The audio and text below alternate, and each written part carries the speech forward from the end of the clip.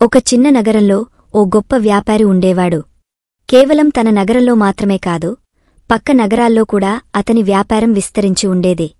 ఎంతో ధనం సంపాదించినప్పటికీ అతను దానధర్మాలలో కూడా ముందుండేవాడు. కాలం గడిచింది. వయస్సు పెరిగింది. ఒకరోజు అతను తన జీవితం గురించి తానే ఆలోచించాడు. నాకు ఇప్పుడు ధనం సరిపోతుంది.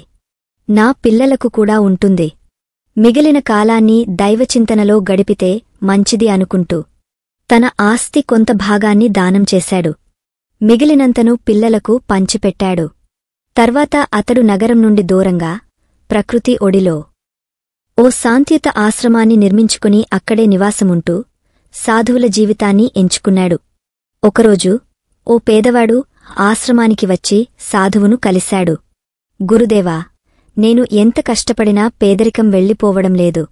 నా జీవితంలో ఏం జరుగుతుందో నాకు అర్థం కావడం లేదు. మీరు ఇప్పుడు సాధువు కాని ఇంతకుముందు మీరు ఈ నగరంలో గొప్ప ధనవంతులు, నాకు కొద్దిగా వివరించే చెప్పండి. ధనవంతుల వద్ద ఏమైనా మంత్రముంటుందా? దానివల్లనే వారు ఇంకా ధనవంతులుగా మారుతూ ఉంటారా? ధనం మొత్తం వాళ్ల వద్ద ఎందుకు ఉంటుంది? దానికి కారణం ఏమిటి?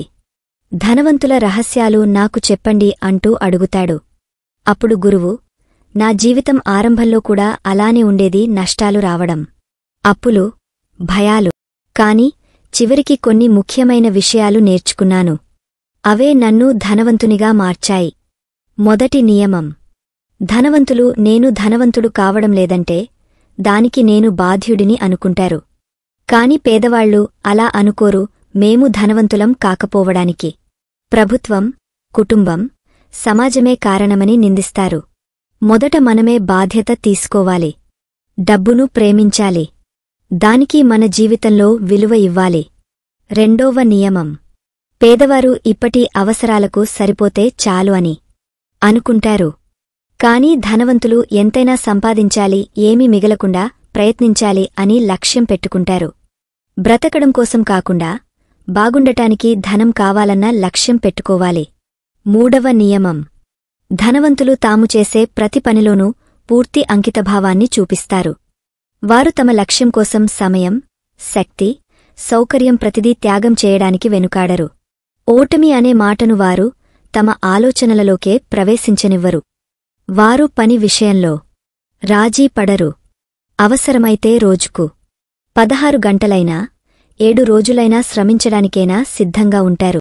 ఎందుకంటే విజయం వారి లక్ష్యం.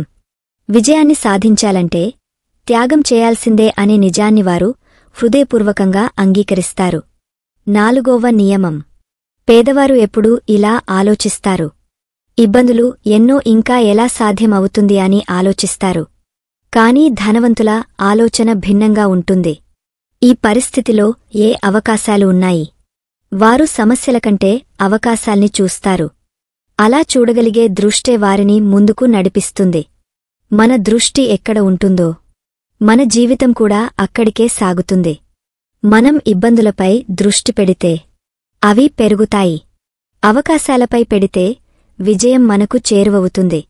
ఐదవ నియమం: పేదవారు సాధారణంగా విజయవంతుల్ని చూసి అసూయపడతారు. అతనెంత డబ్బు సంపాదించాడో చూడు అంటూ. కాని ధనవంతుల దృష్టికోణం వేరేలా ఉంటుంది. అతను సాధించినట్లయితే అతను నాలాంటివాడు కదా, కాని నేను ఎందుకు సాధించలేకపోతున్నాను అని అనుకుంటాడు. విజయవంతులను ద్వేషించకండి, ఆశీర్వదించండి. ఎందుకంటే మీరు ఒకరిని అసూయతో చూస్తే వారు మిమ్మల్ని చేరుకోరు. ప్రశంసిస్తూ ఆశీర్వదించండి. అప్పుడు అదే శక్తి మీలోను పుడుతుంది. ఆరవ నియమం: పేదవారు నెగటివ్ మిత్రులతో కలిసి జీవితాన్ని గురించి నిరాశగా మాట్లాడతారు. ధనవంతులు ఉత్సాహభరితమైన మరియు ఆశావాద ఆలోచన కలిగిన వ్యక్తులతో స్నేహం చేస్తారు. దీని సారాంశం ఏమిటంటే, నువ్వు గద్దలాగా ఆకాశంలో ఎగరాలంటే ముందుగా బాతులతో ఈదడం మానేయాలి. ధనవంతులు కావాలంటే విజయవంతమైన వ్యక్తులతో ఉండాలి. అలాగే నరకాత్మకమైన ఆలోచనలు ఉన్నవారికి దూరంగా ఉండాలి. ఏడవ నియమం: ధనవంతులు నేను ఏం చేస్తున్నాను, ఇది ఇతరులకు ఎలా ఉపయోగపడుతుంది అన్న ప్రశ్నలకు స్పష్టమైన సమాధానంతో తమ ఉత్పత్తులను, సేవలను ప్రజల్లోకి తీసుకెళ్తారు. వారు ఎదురుచూసేవాళ్లు కారు, ముందడుగు వేసేవాళ్లు. పేదవారు ఏదో ఒకరోజు ఎవరో ఒకరు గుర్తిస్తారు అని ఎదురుచూస్తారు. కాని ఆ రోజు అసలు రాకపోవచ్చు. 8వ నియమం. ధనవంతులు సమస్యల్ని చూసి భయపడరు. వారి ముందు ఎలాంటి సమస్య ఉన్నా నేను దీనికంటే పెద్దవాడిని అనే ధైర్యంతో ముందుకు సాగుతారు. వారు పారిపోరు, తలవంచరు. పూర్తిగా పోరాడి సమస్యను మట్టుబెడతారు. పేదవారు అయితే అందుకు విరుద్ధంగా వ్యవహరిస్తారు. ఒక చిన్న సమస్య వచ్చినా దానిని తప్పించుకోవడానికి ప్రయత్నిస్తారు. దీంతో ఓ సమస్య నుండి తప్పించుకోవాలని ప్రయత్నిస్తూ ఇంకొక పెద్ద సమస్యను జీవితంలోకి తీసుకువస్తారు. మీరు ఎంత పెద్ద సమస్యను ఎదుర్కొనగలుగుతారో అంత పెద్ద వ్యాపారాన్ని నిర్వహించగలుగుతారు. 9వ నియమం. ధనవంతులు ప్రతిరోజూ కొత్తగా నేర్చుకుంటూ ముందుకు సాగుతారు. వారు ఎప్పుడూ ఇది సరిపోదు, ఇంకా నేర్చుకోవాలి అనే ఆలోచనతో జీవిస్తారు. పేదవారు చాలాసార్లు నాకు అన్నీ తెలుసు అని అనుకుంటారు.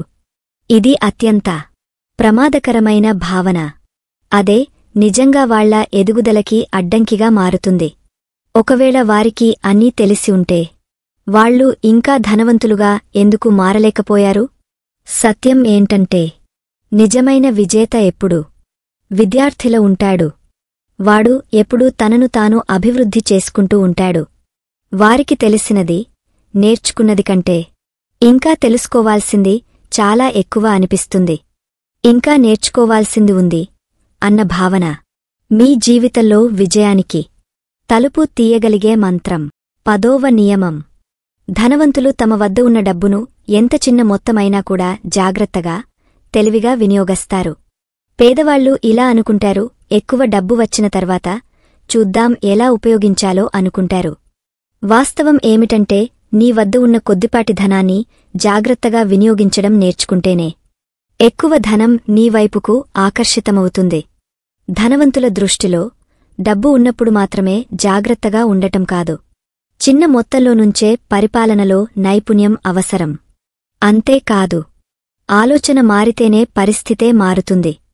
ఈ విశ్వం యొక్క రహస్యమేంటంటే నీవు ఇప్పటికే ఉన్న ధనాన్ని గౌరవంగా, జాగ్రత్తగా వాడుతున్నావో లేదో అది పరీక్షిస్తుంది. ఒకవేళ నీవు వచ్చిన డబ్బును గందరగోళంగా వాడుతున్నావంటే ఎంత ఎక్కువ వచ్చినా అది నీ వద్ద ఆగదు. అందుకే ముందుగా నీ వద్ద ఉన్న చిన్న మొత్తాన్ని సరిగ్గా వినియోగించడమే మొదటి పాఠం. ఇటువంటి మంచి వీడియోస్ కొరకు మా ఛానల్ని ప్లీజ్ లైక్, షేర్, సబ్స్క్రైబ్ చేయండి. మరిన్ని వీడియోస్ కొరకు మాకు ఇన్స్పిరేషన్గా ఉంటుంది.